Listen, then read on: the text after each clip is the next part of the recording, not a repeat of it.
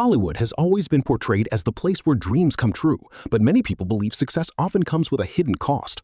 Over the years, countless celebrities have been accused of compromising their values in exchange for fame and influence. Names like Oprah Winfrey, Ellen DeGeneres, Britney Spears, and Diddy are frequently mentioned in online discussions surrounding those claims. Others, however, are often portrayed by their supporters as people who challenge the industry instead of embracing it. Jim Carrey is one of the biggest names connected to that narrative.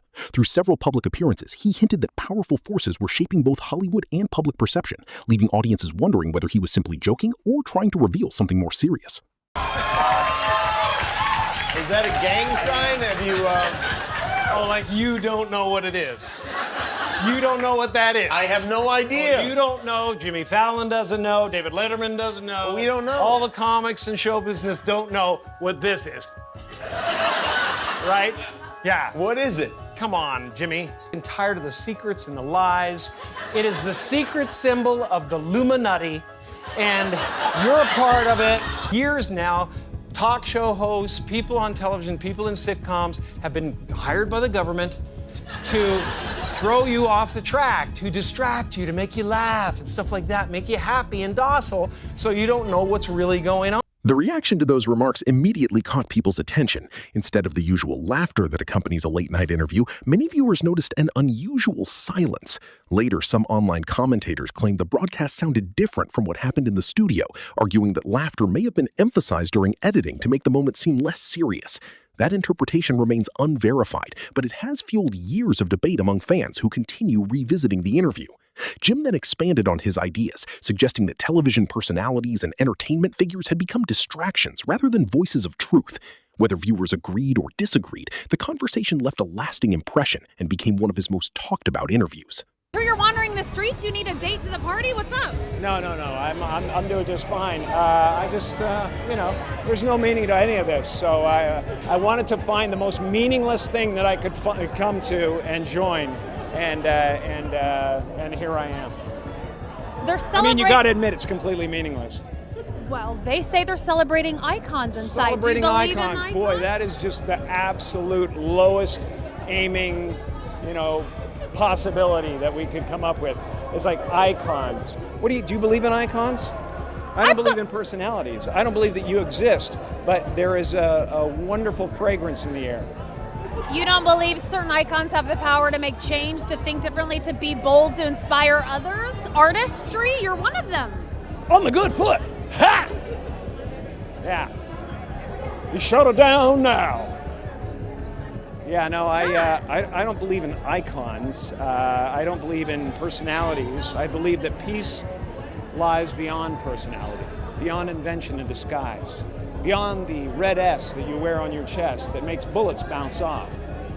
I believe that it's deeper than that. I believe we're a field of energy dancing for itself. And I don't care. But Jim, you got really dressed up for the occasion. You look good. No, I didn't. Was that an get dressed accident? up. I didn't get dressed up. Who did? There is no me. There's no you. No. We're not here. This is a dream? There's just things. Jim's message didn't stop there. Later appearances, including one on Ellen DeGeneres' show and another at the Golden Globes, added even more fuel to online speculation. During those moments, many viewers believed he was questioning the value of fame, status, and celebrity culture itself. Eventually, Jim stepped away from much of Hollywood, while public attention shifted toward wider conversations about misconduct within the entertainment industry. As podcasts and investigative reports gained popularity, discussions surrounding Harvey Weinstein brought renewed scrutiny to Hollywood's power structure. Numerous allegations suggested that influential figures across the industry had known about misconduct long before it became public, raising difficult questions about silence, accountability, and the pressures that discouraged people from speaking out. Harassment clauses were in his contract, right? Wasn't that? It was known for years. Let's make sure we're correct Let's on indict. that. We read with that Harvey, online don't know what before. bothers me about Harvey? Let me tell you what bothers me about Harvey. What? We got to indict everybody. There's a lot of people that have to be indicted, and this is one of the things That's that I was my getting feeling. at. My feeling right now that this should be a RICO act. Wow. This is a RICO act. Agents, managers, Oprah, because everybody knew. Everybody Okay, but here's knew. the question. How much did they know? Listen, Did they everybody just knew know? in 2005. Right. Everybody knew Joe Diaz was a. That's a different thing, though, man. It's the same. Let's pretend. But- the same thing. okay, but let's- Joe Diaz is a fiend. It's 2007. Joe Diaz comes to a party at your house. There's 2 cell phones missing. Okay, let me say this though. Do you think that it's possible that his behavior was shielded from some of the people that he interacted with, like Hillary Clinton or Oprah or Bill Clinton or whoever that was some high-profile people that he interacted with? Is it possible that they didn't know? Is it possible that they just thought he was a pussy hound? No. Or do you think they all knew? They knew he was a pussy hound, and they heard little chitter-chatter, but it's okay. It's okay. They would just let him... That's number one. That's crazy. Number two, Jamie, you ready for this? Oh, Jesus. Okay, I see Joe, whatever, not now, but 25 years ago. I see Joe, and the first thing I have to go is, Joe, before you leave, don't forget I got to tell you a story. What was that story going to be about? About Benson Henderson's joke? About a joke that somebody said at the store? No, about a place I went to. And some chick took me in the back and sucked my to the car, and then she stuck a finger in my and that's what we talked about. So, if that's what we talked about, you're gonna look me in the face like a man that you are and the men that you've been around and tell me Harvey Weinstein never turned to Brad or his other buddies and said, remind me to tell you a story about that dirty animal. For sure. Okay, then. For sure. But that's actually that's been admitted, I think. They've had conversations about my that. God. If you don't think the wig, Ben Affleck, and the other guy, and I'm not offending nobody. I'm just talking boys. We're boys, right? You and I are boys. Yeah. To many observers, that story followed a familiar pattern. People arrive in Hollywood chasing opportunity, believing hard work alone will open every door. But according to numerous accounts and allegations, powerful gatekeepers sometimes control access to success. As more stories surfaced, critics argued that protecting influential individuals often became more important than protecting vulnerable people. Those discussions expanded beyond any single individual and encouraged audiences to ask whether the problems reflected broader issues within the industry, rather than isolated incidents. Do you have any advice for a young girl moving to Hollywood? I'll get live with us. Harvey Weinstein invites you to a private party in the Four Seasons downtown. They were described as an open secret for years in Hollywood, but they never broke, and there are a lot of reasons for that. In the fall of 2016, Harvey Weinstein became aware that a number of women were starting to talk. One of the precipitating events for that was Rose McGowan, the actress, tweeted, saying that Harvey Weinstein, she heavily implied without naming him, was, in her words, her rapist. She then set off a series of events that I think she could have never fathomed. Over the course of the past year, a woman calling herself Diana Phillip of Rubin Capital Partners reached out to Rose McGowan through a literary agency working with her. All seemed very legit. They offered her a great deal of money to speak at a gala kickoff event for a women's rights campaign that they were operating, right in Rose McGowan's area of interest. As it turns out, Rubin Capital Partners was a fake front company. She was, in fact, an agent for Black Cube, this elite Israeli private intelligence firm, operating undercover using multiple identities to extract information. He assigned them to kill forthcoming stories about these allegations and to ferret out information about which women were talking. Rose McGowan was very much in the crosshairs here. She says that she was gaslit, that everybody lied to her, that she was living in a world of funhouse mirrors. They secretly recorded tens of hours of conversation with her. It reads like a spy novel, but it's... The deeper those investigations went, the more people questioned whether an entire culture of silence had existed for years. Supporters of Jim Carrey's earlier comments argued that his interviews reflected concerns about powerful circles making important decisions behind closed doors. While those interpretations remain opinions rather than established fact, they continue to shape how many viewers look back at his public appearances. To them, his comments seemed less like comedy and more like criticism directed at Hollywood's most influential figures. The machine that suppressed these allegations for so long had many moving parts, and one of them was legal in nature. When you look at the agreement Ambra Badalana Gutierrez signed, it is highly unusual. It specifically calls for the destruction of all evidence related to the incident. It has draconian penalties for breach. It had her sign a sworn affidavit saying that nothing chronicled in the recording that he admitted to in the recording ever happened to be released if she ever breached. You know, one lawyer I talked to with knowledge of that agreement said, "This is one of the most usurious, unethical agreements I've ever seen."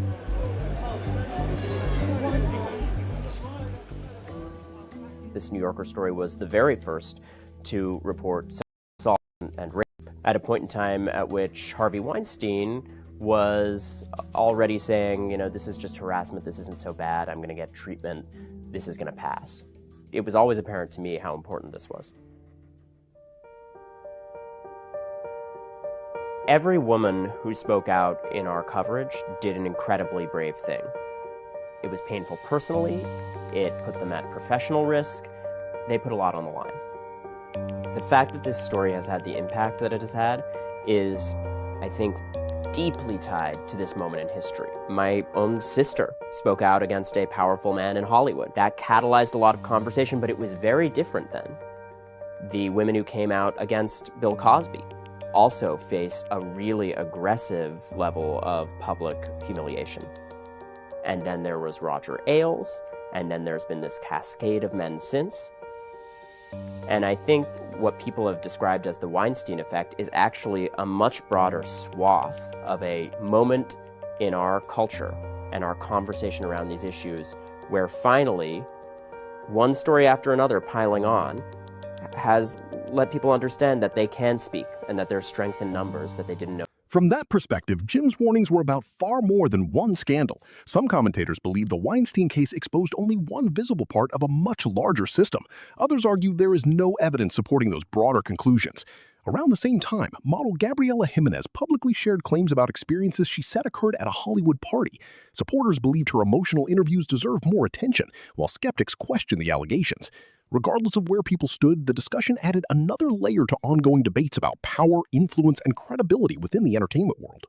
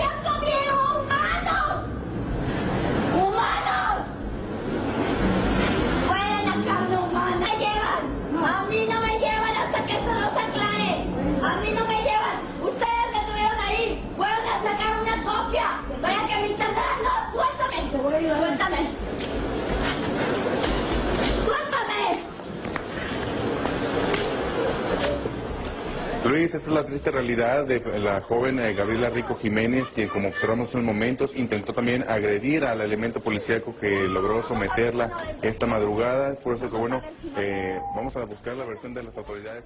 As these conversations expanded, some online commentators began connecting them to Jeffrey Epstein and other high-profile controversies. They also criticized Oprah Winfrey for previously giving a platform to John of God, the Brazilian spiritual healer who was later convicted of numerous crimes. Critics argued that his public reputation reputation benefited from high-profile media exposure before the allegations became widely known. Those events have since become part of larger internet discussions questioning how influential public figures decide whom to promote and trust.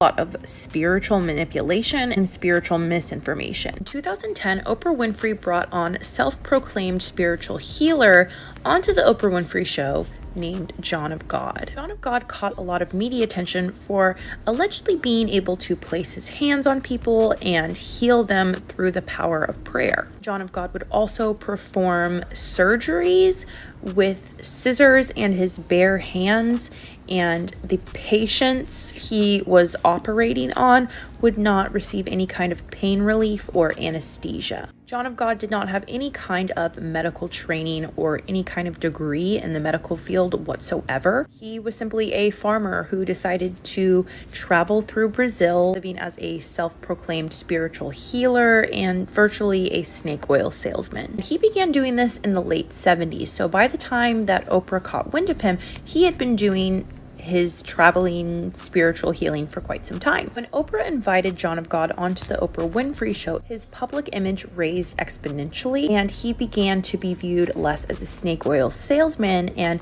some kind of a supernatural healer. Bill Clinton and Naomi Campbell have both been known to be associates of John of God. John of God believed that he could heal people from anything from chronic pain to mental illness. Horrifically, a few years after this interview, it was discovered that John of God was not the man of God who he claimed to be. In fact, John of God had R-worded and SA'd hundreds of young girls and women whom he was claiming to be healing. John of God's victims ranged from the ages of 9 to 67 years old. His abuse went on for decades, and he would even victimize his own daughter and her daughter, his own granddaughter. Not only this, but John of God would go on to become a father to hundreds of children whom he had created with his victims. He would typically go on to also SA and R-word his victims' children as well. John of God would have had many, many more children, but he would often force his young teen victims to terminate pregnancies. Some of John of God's victims even had to undergo multiple terminations before they were even the age of 18. Couldn't get any worse than that. John of God was also exposed for running a newborn trafficking ring where he would sell newborn babies to childless couples for $50,000 cash. He is a terrible person who used spirituality to prey on his trusting followers. In 2018, John of God was sentenced to 370 years behind bars for unaliving, R-word, SA, money laundering, and illegal. Attention also turned toward controversies involving Oprah's Leadership Academy for Girls in South Africa. Past incidents at the school, including abuse allegations that resulted in arrests, received significant media coverage. In recent years, additional rumors circulated online claiming students had disappeared, although those claims remain unverified. Even so, they became part of broader debates surrounding Oprah's public image and leadership. Strange is going on with Oprah Winfrey's South African School for Girls. Go look and see what happened to them girls. So Oprah opened the school all the way back in 2007.